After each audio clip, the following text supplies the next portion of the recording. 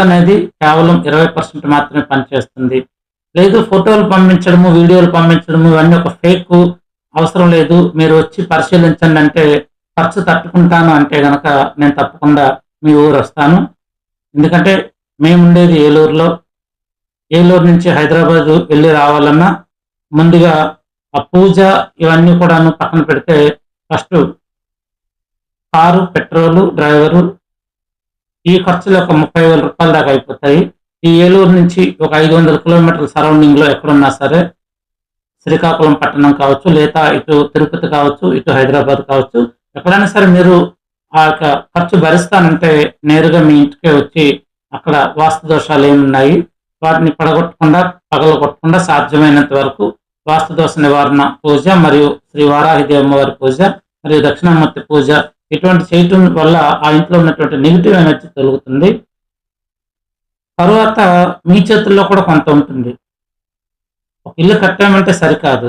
మీరు ఇంట్లో ఉన్నటువంటి ఎవరైతే వాళ్ళు ఉద్యోగాలకు వెళ్తారో, లేదా సాయంత్రం తొందరగా వస్తారో, లేదంటే సాయంత్రం ఇంట్లో ఉన్నటువంటి ఆ స్త్రీమూర్తులు ఎవరైతే ఉంటారో, వాళ్ళు ఇంట్లో సాయంత్రం సీరియల్ మీద మనసు పెట్టే కంటే ముందుగా మీ ఇంట్లో ఒక పాజిటివ్ ఎనర్జీ ఏ విధంగా వస్తుందని గ్రహించాలి.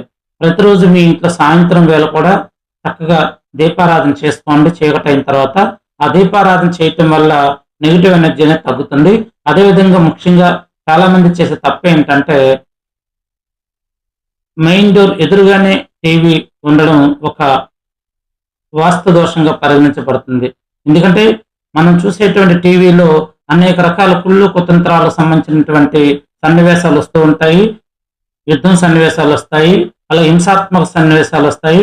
అదేవిధంగా సీరియల్లో ఉన్నటువంటి కొన్ని సంఘటనలు అవన్నీ కూడాను మెయిన్ డోర్ ఎదురుగా టీవీ ఉండడం వల్ల వాటి నుంచి మనకి నెగిటివ్ ఎనర్జీగా సూచిస్తుంది. అందువల్ల ఎవరు కూడాను మెయిన్ డోర్ ఎదురుగా టీవీ అనేది ఉండకూడదు. సైడ్కి టీవీ అనేది పెట్టుకోవాలి.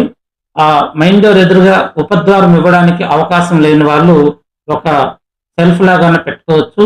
లేకపోతే ఒక దేవతామూర్తి గణపతి, లక్ష్మీదేవి అంటే గజలక్ష్మి రూపంలో, అలాగే లక్ష్మీనారాయణ, లక్ష్మీ భూవరాస్వామి, శ్రీ దక్షిణామూర్తి లేదా పార్వతీ పరమేశ్వరులు ఇలా ఏదన్నా మీ మెయిన్ డోర్ ఎదురుగా ఉండేటట్టు చూసుకుంటే గనక మీకు అక్కడ కొంత ఆరాశక్తి వస్తుంది, పాజిటివ్ ఎనర్జీ వస్తుంది, నెగిటివ్ ఎనర్జీ తొలగుతుంది.